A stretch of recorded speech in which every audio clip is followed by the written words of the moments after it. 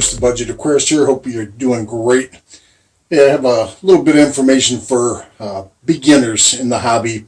Again, you folks been around a while, this will be old hat to you, but for beginners, in case you want to go to the pet store and you want to know what you're talking about when it comes to the body of the fish. What's the caudal fin? What's the peduncle? What's the anal fin? You want to have a little idea so you don't find yourself in an embarrassed situation. And also we're going to talk about, real briefly again, about the three types of breeding fish: mouth bearers, live bearers, and then egg-laying fish. And hopefully you get a little bit of information out of this. Again, this is for you beginners, and you can keep this video handy in case you forget. And thank you so much for watching. I hope you learned something. Take care. Okay, let's get this started, and keep in mind, folks, this is for beginners, so I know you pros are looking at this and laughing and maybe even making some corrections or additions to things. That's not what this is about. We're here to just give a basic for new people. So, folks, if you look at this picture here, let's start right at the top. That's the dorsal fin. Now, on the when you see a shark swimming and that fin sticks out of the water, that's typically the dorsal fin. Now, they can have a couple of dorsal fins, one in front, one behind it. They can have a variety of little spikes and spines down their back. But in general, when talking about the top fin, you're talking about the dorsal fin. Moving back to the tail, that's actually called the caudal fin. And then where that tail and the body meet is called the caudal peduncle, the peduncle.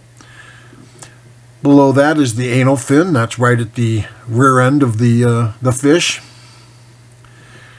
Forward more, you typically have a couple of small fins that hang down below the fish, and those are called pelvic fins.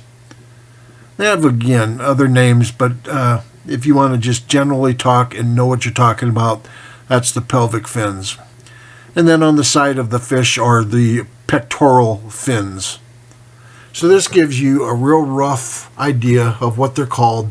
Again, just so you can know when people say, oh, you know, is the anal fin damaged or is the dorsal fin damaged, you can know what they're talking about. Now, keep in mind, there's a wide variety of fish out there. Here we have a bisher or a biker, depends what you want to call it. And if you notice, this has serrated dorsal fins or finlets all the way down its back.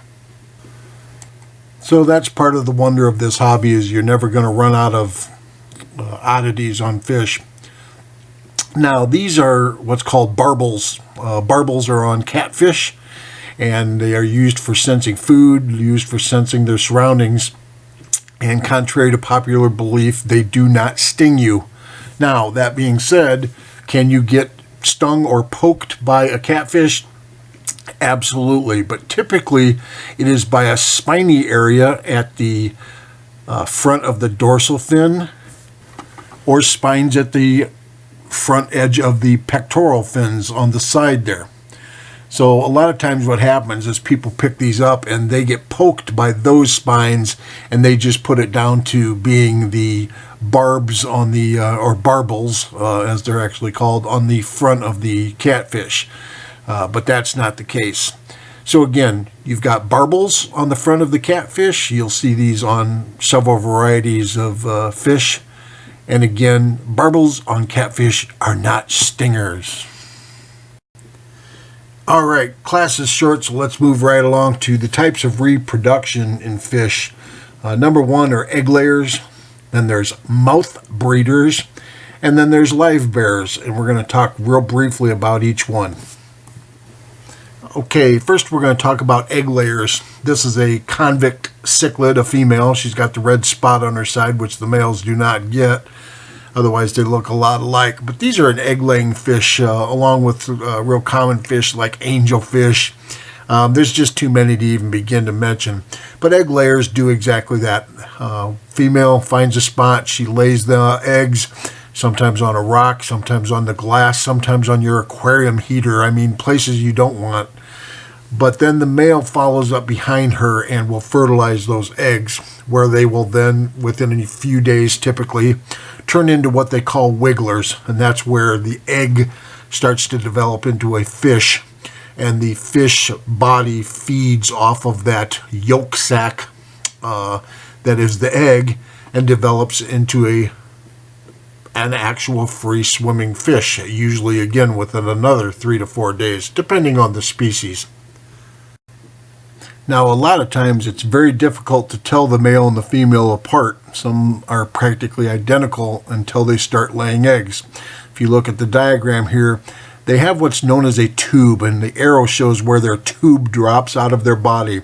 On the female, it's rounded, as you see there, and that is so that the eggs can travel down the tube and be deposited on a rock. Then the male tube is much more pointed, like a pencil lead, and really in many fish not much bigger than a pencil lead. And it will just drop down just enough that the male can drag his tube across the eggs and fertilize them. And that's the whole process for the egg layers. Be careful when you have egg-laying fish. Sometimes they like to move their eggs around. They may lay the eggs in one place, and sadly sometimes they eat them. But sometimes they lay the eggs in one place, then they pick them up and they move them to another location. So always be sure that they actually did eat the eggs before you do any thorough cleaning, as you may accidentally vacuum up or clean away eggs that the fish have moved just for protection. Now, moving on to live bearers, this is what you get when you typically get guppies, platies, and things like that. When someone talks about a live bearer, that is the male actually deposits sperm inside the female, and then the babies develop inside the female, and then when they are ready, she will actually go and lay the babies just like humans do. And again, the most common live bearers are guppies, mollies, platies, those types. Now, here is what's called the Gonopodium on the male. This is more or less the penis, although it is kind of a derivative of the anal fin. And this, he can take and maneuver that to develop and deliver sperm to the female. And you will see that little thing poking forward, particularly on guppies, as the males follow them around quite a bit. And that's how the process works for the live bearers. And last but not least, one of the most fascinating things in fish breeding, in my opinion, and that is the mouth breeder. Now, this is really an interesting process, and I'm using this electric yellow lab to show you an example. Some of these labs have a black stripe, some don't. They could have a stripe if they're on their dorsal fin. If they're males, they can have it if they're females, so don't rely on that. The best way to breed these is to have a group of 6 or 8 of them, and pretty soon you're going to find which ones are trying to breed. What you will see is the male and the female will swim together in a very tight circle. Looks like they're fighting, but they're really not, or chasing each other. And what happens is the female will lay eggs right out into the open. The male will fertilize them, and then the female will scoop them up instantly into her mouth, and she will carry them there as they develop into free swimming fish. It can take weeks, 3-4 weeks in some cases, for yellow labs, for example, babies to develop fully in the mother's mouth. And you will notice that her cheeks get puffed out, and primarily her lower jaw, the back part of her lower jaw will be all puffed up because she's carrying around a bunch of babies in her mouth. I've had as many as 15 to 20 of them in their mouth at one time. It's really quite amazing. What they will do then is, when they feel they are full grown and safe, they will go and they will spit them out, typically into a place of safety.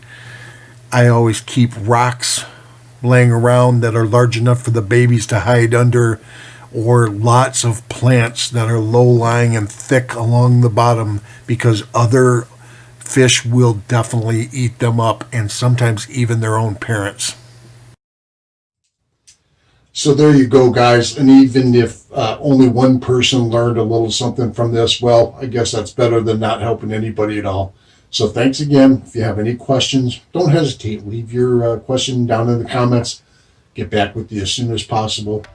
If you have a channel that you would like me to subscribe to, please note that in the comments, and I'll check it out as quick as I can. Thanks so much for your time today.